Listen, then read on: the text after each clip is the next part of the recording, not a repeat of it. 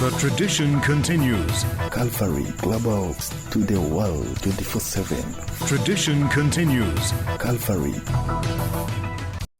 Talks on the next phase of the ceasefire deal have begun in Cairo, including deploying a stabilization force and among Israelis themselves, if not even more, killing more than 300 Palestinians, closing the Rafah crossing, not allowing the agreed on 600 humanitarian aid trucks into the Gaza Strip. So at this point, Israel will have no excuse whatsoever but to move to the second phase. And this is when it will become extremely difficult and complex, because Israel has said all along that unless Hamas disarms, then they will take matters into their own hands, risking the collapse of the ceasefire if they return to fighting and resume its assault on the Gaza Strip, something that we've seen back on March 18th, when Israel, after 42 days of the ceasefire agreement that was reached at the end of January, returned to fighting in Gaza without any pretext, without any violations from Hamas, only to say that Hamas has violated the terms of that ceasefire agreement. Turkish President Recep Tayyip Erdogan has been awarded the World Health Organization Europe Award, recognizing his humanitarian efforts for Palestinians and Turkey's role in medical evacuations from Gaza. The award was presented by the WHO's Europe Director during the 11th Medical Congress in Ankara on Wednesday. Officials say the honor reflects the president's leadership in sustaining humanitarian aid to the enclave and ensuring the safe evacuation of patients despite the ongoing war. They say his long-standing stance on the Palestinian issue continues to resonate across the region and on international platforms. Ankara says the recognition underscores Turkey's broader humanitarian diplomacy, vowing under President Erdogan's leadership to continue supporting the oppressed.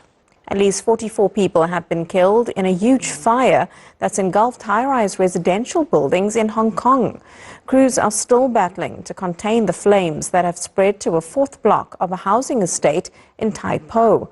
Around 700 people have been evacuated, but police say some residents may still be trapped. These are live visuals from Hong Kong, where, as we've been saying, they are still trying to contain the fire, which was able to spread so quickly due to bamboo scaffolding that had been erected around the building. I'm standing a couple hundred meters away from the fire right now, and many of the windows now appear dark outside, with embers still burning. It's been more than 13 hours since the calls for help have been initiated about the fire, and the fire department has said they've sent the maximum number of teams to help out here. And just standing here, we could also see lines of fire trucks heading in, and ambulances as well going into the scene.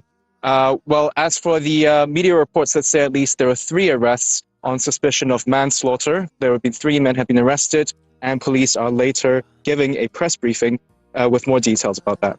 Right now, the cause is still not yet known. However, what is clear is that the fire had been spreading very quickly through bamboo scaffolding, and the scaffolding, bamboo scaffolding, which is a traditional way of renovating flats in Hong Kong, the government has begun to phase them out in March out of safety concerns.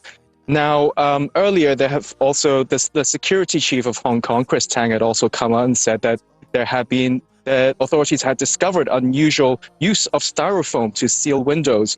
And of course, there will be investigations, and he is also not ruling out criminal probes into this matter.